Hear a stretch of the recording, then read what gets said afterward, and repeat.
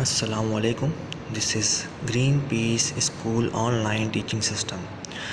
This is your mathematics grade 10 teacher Sayyid Faizan Malak. As we guys know that Board of Secondary Education have issued a reduced syllabus. According to that syllabus, we have theorem 1 to 5. Means we have 5 theorems, theorem number 1, 2, 3, 4 and 5. As we have covered 3 theorems in our physical class sessions and 2 theorems are remaining, so today we are going to discuss theorem number 4, which is on your screen. First of all, moving forward, we have to know that in examination we just get a statement of theorem. As the statement is, if a transversal intersects two parallel lines, the alternate angles so formed are congruent. So in examination we just get these two lines of a statement, not more than that, not less than that. We have to draw a diagram and the further procedure which we are going to discuss today. So what they are want to do in this theorem and what its requirement and what is given is that they have told us if a transversal intersects two parallel lines, the alternate angles so formed are congruent. So it's mean the angle between them which are formed are congruent. So for that purpose they have drawn a figure below. You guys can see there is a L and M. Two lines are parallel, which is present in figure, and transversal is intersecting these two parallel lines. This is the transversal named N. You guys can see on the top of diagram there is a line N which is intersecting parallel lines L and M, so that angle 1, angle 2, angle 3 and angle 4 are formed, and the point of intersection we have named them as well as A, B. Now move towards the given section. As we have given that we have two parallel lines L parallel M. I can show you again the diagram. L parallel M, and line N intersects them at point A and B respectively. As I have described you that line N is intersecting line L and M at the point A and B and forming 4 angles 1, 2, 3, 4. These all are in given. So move forward to prove that. What we have to prove? We have to prove these 4 angles, means angle 1 is congruent to angle 3. The symbol which you are seeing in between angle 1 and angle 3 is called congruent, and angle 2 is congruent to angle 4. What we have to prove? We have to prove, suppose angle 1 is not congruent to angle 3 but angle 1 is congruent to angle ABC, where BC does not lie on M.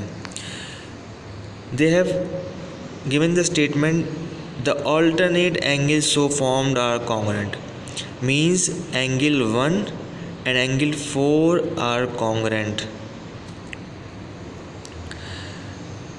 But we have to prove that angle 1 and angle 3 is congruent and angle 2 and angle 4 are congruent, which lies on the interior side of L and M. Okay, angle 1, angle 3, and interior side of L and M on other hand, right hand side 2 and 4. So the next procedure is of proof. We have to draw 2 columns, one for a statement and one for the reason of that statement. The first statement is since angle 1 is congruent to angle ABC. Angle 1 is congruent to angle ABC, as we have in proof we have write the supposition. So we given the example by supposition. Point number 2, therefore L parallel to BC. The line L which we drawn in first place, line L is parallel to BC. I can show you the diagram. Line L, they are saying that line L is parallel to line BC, which is on line M, which is intersecting at point B to C.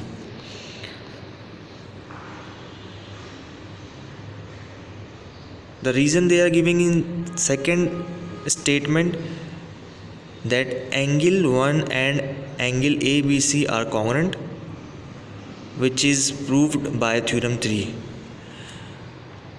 We have done these statements in theorem 3.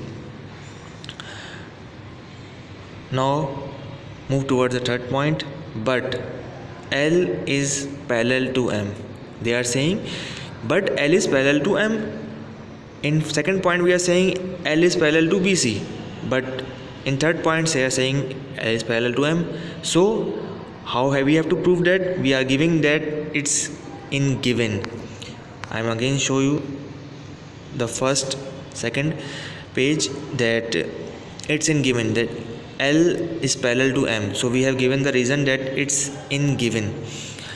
Point number 4, therefore L is parallel to two intersecting lines and M and line BC, which is impossible.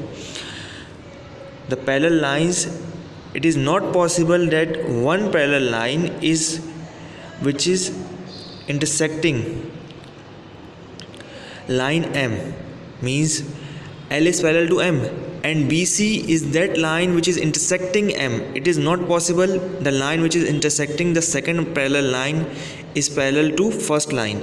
So they are saying that by Playfair's axioms means which is to be true, means L is parallel to M and M is intersecting line BC, or we can see BC is intersecting line M. So it is not possible that at the same time L is parallel to M and L is parallel to BC, which is intersecting line M, as you can see in the diagram as well.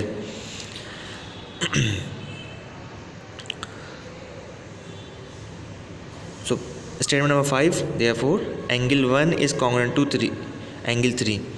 It's mean angle 1 it's congruent to angle 3.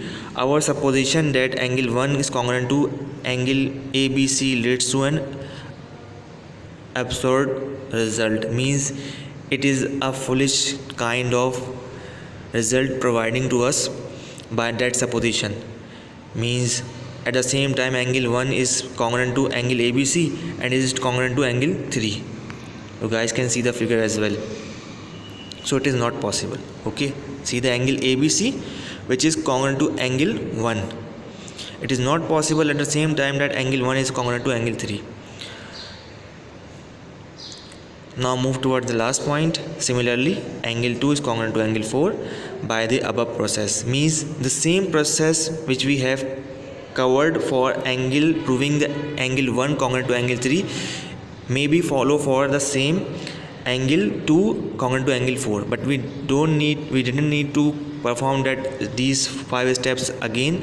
So we have to say that by the above process, and at the end we have to write QED in the middle of that statement, which shows that we have proved the above statement which is to be proved.